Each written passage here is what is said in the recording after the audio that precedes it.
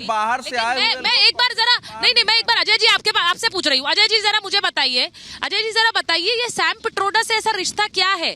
मुझे लगता है जैसा मैंने कहा कि ये फायदे से ज्यादा तो नुकसान ही पहुंचा रहे हैं। एक बयान है, उस पर पहले आप लोगों ने छक्का मार दिया, अब दूसरा बयान एक और ऐसा आया है और ये वाकई आहत करने वाला बयान है, क्योंकि हम लोग खुद देखते हैं व्यक्तिगत रूप से जो नॉर्थ ईस्ट के लोग हैं या पूर्वोत्तर के लोग हैं, उन्हें आप चाइनीज कहिए, उन्हें पसंद नहीं आते हैं ये बयान।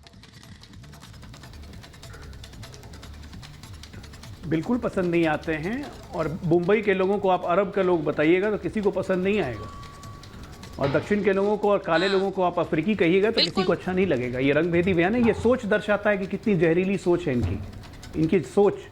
और सैम पित्रोदा से रिश्ता तो ऐसा है जिसको आप कह सकती हैं कि एक तरह से पालक पनीर है। कांग्रेस पार्टी, गांधी परिवार और सैम पित्रोदा अलग हो ही नहीं सकते हैं। राजीव गांधी के एडवाइजर रहे, इनको टेली कम्युनिकेशन का जनक कहा जाता है। 30-35 साल कांग्रेस का मैनिफेस्टो बनाते हैं। राहुल गांधी के विदेश के जितने शोज हैं यही ऑर्गेनाइज करवाते हैं, पैसे दे दे के यूनिवर्सिटी में लेक्चर करवा देते हैं। ये सब तो होते रहेगा। ये सोच है, पूरे घमंडियों की सोच है इसी तरह से कि देश को इसी तरह से बोलते रहो, अपमानित करो। पता नहीं इनको क्या सैडिस्टिक प्लेजर मिलता है इसमें, यानी वो तो ये जाने। मैंने बड़ा अजीज खान से पूछा था कि भाई वोट जिहाद का क्या करेंगे। चलिए सैम पित्रोदा का तो जो होगा, कांग्रेस पार्टी ने अपने आप को दूर कर रही है, लेकिन दूर हो नहीं सकती है, ओवरसीज कांग्रेस के अध्यक्ष है। ये वोट जिहाद का क्या कीजिएगा सुचरिता जी? वो तो अमेरिका से ज्ञान दे रहे हैं, यहाँ पे तो उत्तर प्रदेश में बैठ के ज्ञान दिया जा रहा है वोट जिहाद करने को। वोट जिहाद का क्या करेंगे? उस पर अजीज खान कुछ बोल ही नहीं रहे, चुप हो गए वोट जिहाद पे। किससे जिहाद करवाना है, किससे जिहाद करवाना है अजीज जी? अब बताइए वोट जिहाद का क्या मतलब हुआ? लव जिहाद सुना था, वोट जिहाद ले आएंगे। अब कितने जिहाद करेंगे आप लोग? इस देश में सिर्फ जिहाद ही होते रहे क्या? यही मानसिकता है?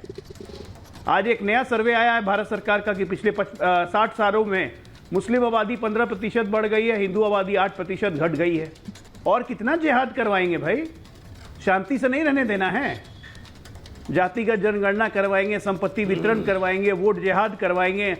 मतलब दुनिया में सब काम कर ही लीजिएगा आप लोग, घमंडिया लोग मिलके। अच्छा पूछता हूँ, मुसलमानों को भी आरक्षण दे ही देना है, ओबीसी का आरक्षण खा जाना है, सब काम करके दिखा दिया कर्नाटक में आप लोगों ने। उस पर जवाब दीजिए, तेलंगाना में करके दिखा दिया। मैं उस पर सवाल ऐड कर देती हूं। आरोप नहीं है, सच्चाई है। सवाल ऐड कर देती हूँ। जब प्रधानमंत्री कर्नाटका में करके दिखा दिया है। जिस वक्त प्रधानमंत्री कह रहे हैं कि अगर मुझे 400 इसलिए चाहिए वरना ये लोग आकर राम मंदिर का जो प्रस्ताव है उसे पलट सकते हैं, ये कल का उनका बयान है, उसी समय आपके नेता इस तरह का बयान दे देते हैं कि ये तो बेकार है। देखिए ये ऐसे बयानों से आपको नहीं लगता है राजनीति में ये भावनात्मक मुद्दा है, लेकिन राजनीतिक मंच पे भी आपको इसका नुकसान होगा अजीज खान जी?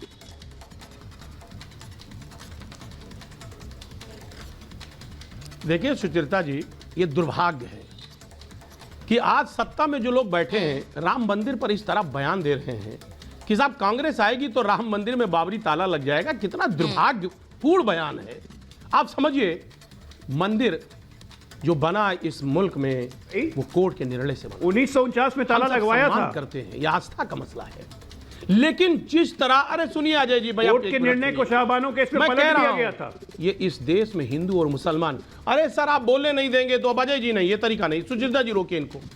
इस मुल्क में हिंदू और मुसलमान एक साथ रहता है और रहना पसंद करता है, लेकिन कुछ लोग ऐसे हैं जो मंच पर चढ़कर हिंदू और मुसलमान को अलग करने की बात करते हैं, मंगलसूत्र की बात करते हैं। हमारे देश के प्रधानमंत्री ऐसी बात करते हैं। दुखद है, प्रधानमंत्री को अपनी उपलब्धियों पर बात करनी चाहिए।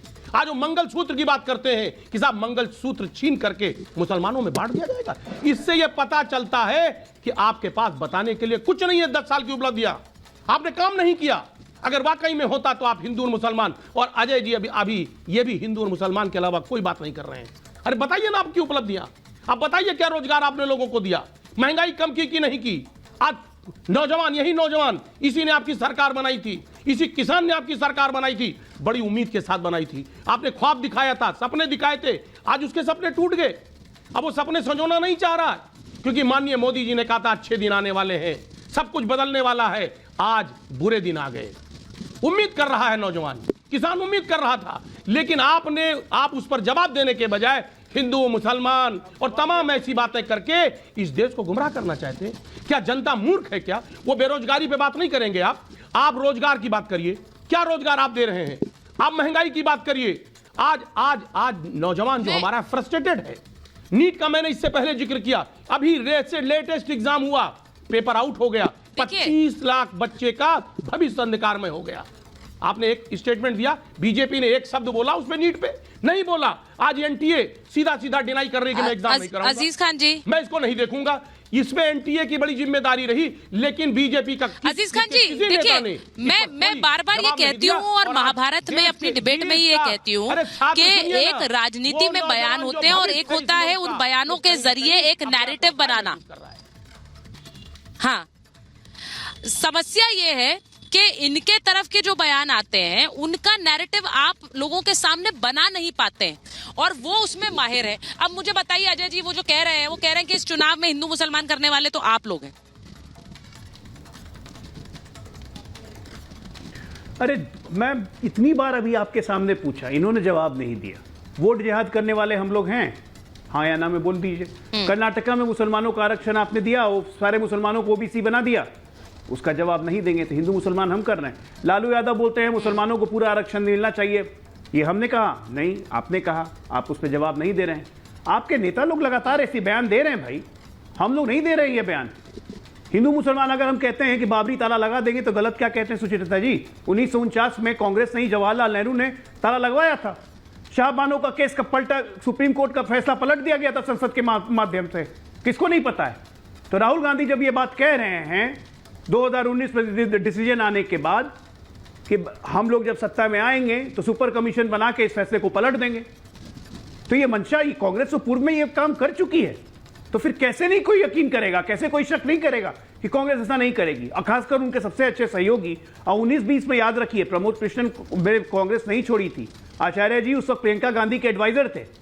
ये 19-20 की बात है, 2019 में फैसला आया था और तब राहुल गांधी ने यह बात कही थी, एडवाइजर थे उस वक्त वो प्रियंका गांधी के, इसलिए उनकी बातों का तार्किक महत्व बन जाता है। एक बार आपने ये काम किया हुआ, इतिहास में दर्ज है ये सब काम आपके। कार सेवकों पे गोली मुलायम सिंह यादव ने चलवाई थी, मारा था और मैं बेगुनाहों को, और कहा था कि 20 मरे कोई फर्क नहीं पड़ता है, 2000 मर जाते तब भी मुझे अफसोस नहीं होता, ये आपने कहा था समाजवादी पार्टी के पूर्व अध्यक्ष स्वर्गीय मुलायम सिंह यादव जी ने।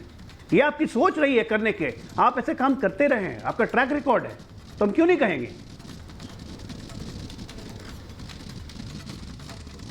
मैं एक बार अजय जी, आप क्योंकि लालू यादव की बात कर रहे हैं, एक बार बड़ी खबर बता देती हूँ और फिर अवधेश जी आपके पास आ रही। तीसरे चरण पर लालू यादव का बयान आया, वो तीसरा चरण बीजेपी के लिए कोड़ में खुजली है। वो ये कह रहे हैं, वो कह रहे हैं कि ये तीसरा चरण यानी सीधे सीधे बीजेपी के लिए खराब रहा है।